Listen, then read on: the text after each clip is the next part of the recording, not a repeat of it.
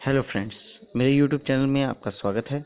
और आज मैं आपको बताने जा रहा हूँ एक ऐसा मैसेज जो कई दिनों से मेरे पास व्हाट्सएप के द्वारा आ रहा है। और उस मैसेज को मैं आप सबके सामने शेयर करना चाहता हूँ, आप सबको बताना चाहता हूँ।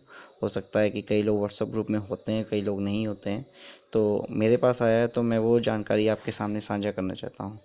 तो प्लीज़ इस वीडियो को पूरा देखिएगा, जिससे कि मैं वो पूरी डिटेल्स आपके सामने शेयर कर सकूं। तो चलिए शुरू करते हैं।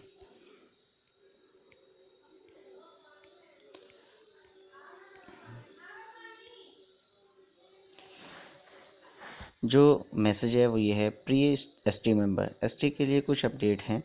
हमें स्थिति को परिपक्व व्यक्ति के रूप में समझना होगा।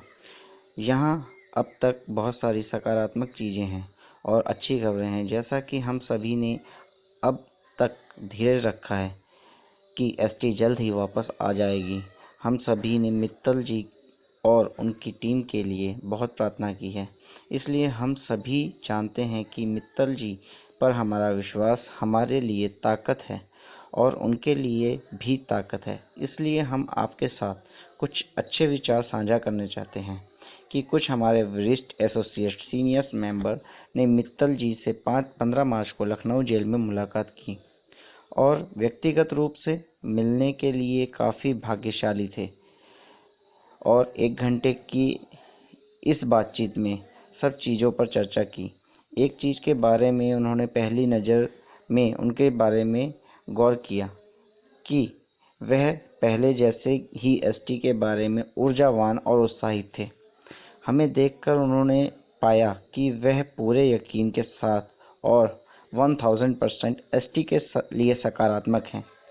और ये सब देखकर उन सभी को यह देखकर बहुत हैरानी हुई कि पिछले कुछ महीनों में अशांति और तनाव से गुजरने के बावजूद वे अभी भी अधिक आत्मविश्वास महसूस कर रहे हैं।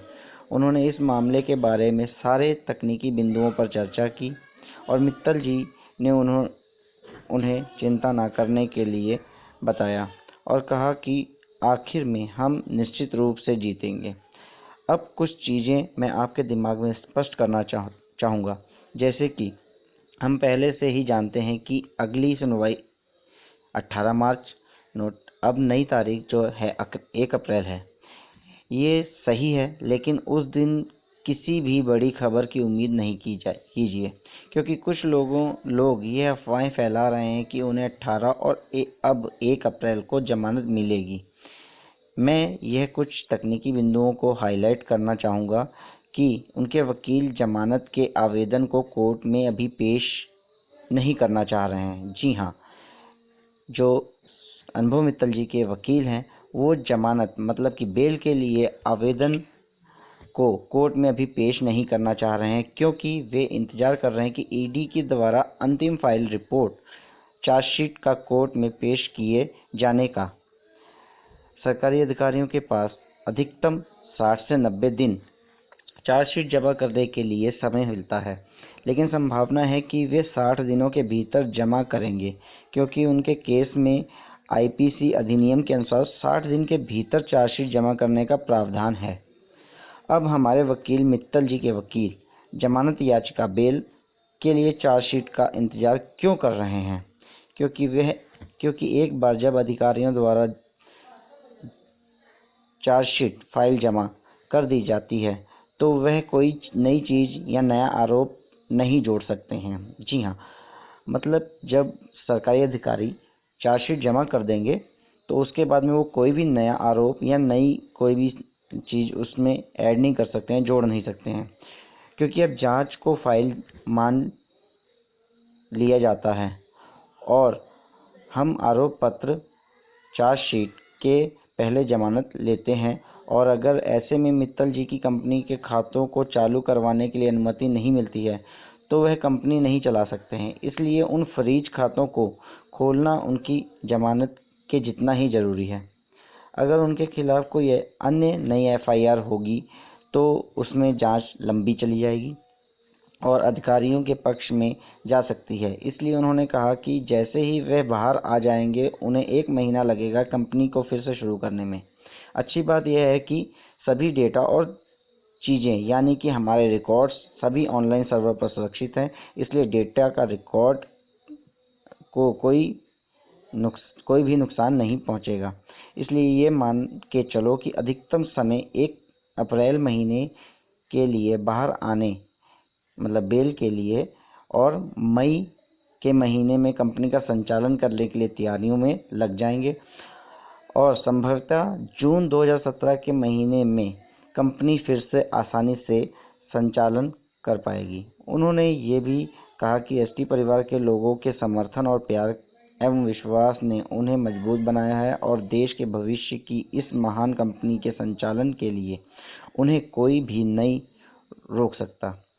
उन्होंने सभी एसटी कंपनियों के सदस्य से सकारात्मक रहने और कंपनी की ओर से अविश्वास के लिए आश्वासन के लिए अपने टीम के साथियों से बात करते रहने का अनुरोध किया है। उन्होंने कहा है कि एसटी सोशल ट्रेड उनके लिए बस एक कंपनी नहीं, एसटी सोशल ट्रेड उनके लिए एक सपना और दृष्टि है और कोई भी इस सपने को चोरी नहीं कर सकता। हमें पता है कि एसटी की टीम में सभी लोग आने वाले महीनों में रॉक करेंगे और अपना सपना पूरा करेंगे। आपको धन्यवाद। तो ये मैसेज जो मैंने अभी आपको पढ़ के सुनाया है ये व्हाट्सएप पे फ्लैश हो रहा है। जितने भी मेरे पास ग्रुप हैं उन सभी में ये व्हाट्सएप पे मैसेज आया है और जहाँ तक है जितनी भी बात इसमें लिखी हुई है इतना तो आप भी समझदार हैं कि जो भी चीज़ में लिखी है वो बिल्कुल राइट है। इसी तरीके से अगर ये काम करेंगे तो ही इन्हें बेनिफिट मिलेगा और जब तक चार्जशीट दाखिल नहीं कर देते हैं ईडी वाले तब तक कोई भी गुंजाइश नहीं है कि अनुभव जी को बेल मिले।